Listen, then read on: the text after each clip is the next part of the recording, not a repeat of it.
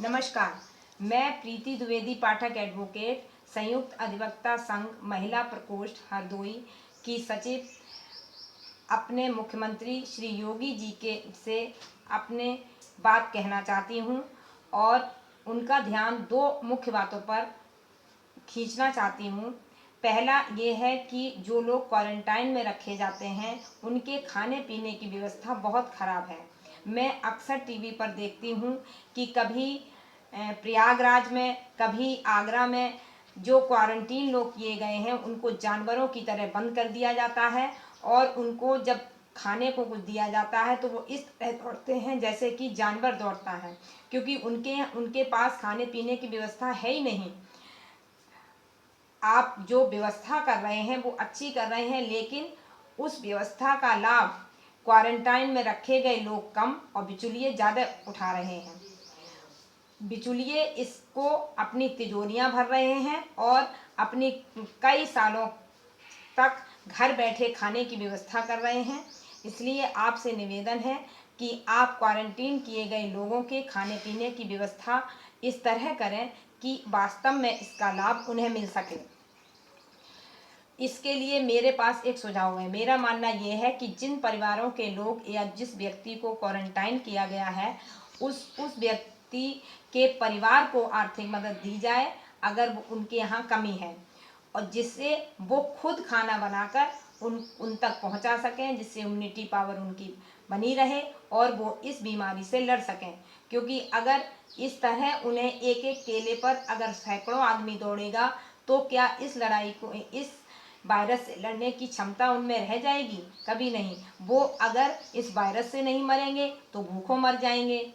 इसलिए मेरा आपसे निवेदन ये है कि जहाँ तक संभव हो सके वहाँ तक, अगर किसी का मकान बड़ा है, उसमें एक से अधिक बाथरूम है, तो उनको घर में ही क्वारंटाइन किया जाए। और अगर गरीब व्यक्ति है, उसके यहाँ एक ही बाथरूम है, तो केवल उसी व्यक्ति को क्वारंटाइन सेंटर में पहुंचाना चाहिए और उसकी घर पर आर्थिक मदद करनी चाहिए, न कि बिचौलियों को पैसा देना चाहिए। और दूसरा, मैं इस ओर ध्यान आकर्षित करना चाहती हूँ कि आप हर तरह की मदद सिर्फ मजदूरों की कर रहे हैं। पैसे से मदद, फ्री गैस, फ्री राशन, क्या आपने उन व्यक्तियों के बारे में कभी सोचा है जो हर महीने कमाते थे, उतना ही कमा पाते थे जितना कि खर्च कर सकें? उनके पास क्या 2 महीने से लॉकडाउन होने के कारण क्या वो परेशान नहीं हैं? क्या वो भूखों मरने की स्थिति में नहीं हैं? क्या सिर्फ आपको मजदूरों के बारे में सोचना है? क्या आपके लिए सिर्फ मजदूर महत्वपूर्ण हैं? और देश के नागरिक मजदूर तो मांग भी सकते हैं, लेकिन पढ़े लिखे लोग तो मांग भी नहीं सकते किसी से, उन्हें तो मांगने में भी शर्म आएगी। तो इसलिए आपको इस बात का ध्यान रखना चाहिए कि जिन लोगों की इनकम कम थी उनको बिना राशन कार्ड के भी उन्हें गल्ला मिलना चाहिए, क्योंकि जैसे कि दिल्ली की सरकार दे रही है और यहाँ पर उत्तर प्रदेश में सिर्फ राशन कार्ड पर राशन मिल रहा है, और जबकि और राज्यों में बिना राशन कार्ड के भी राशन मिल रहा है।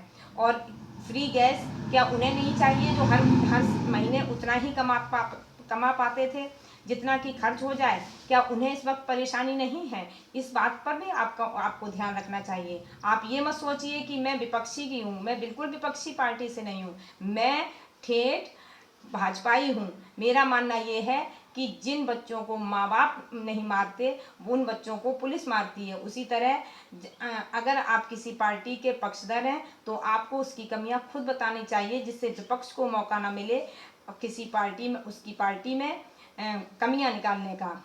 इसलिए मेरा आपसे निवेदन है कि आप इन दोनों बातों को गौर से सुनिए और उन पर उनके संबंध में विशेषज्ञों से राय लेकर उसका समाधान करने का प्रयास कीजिए।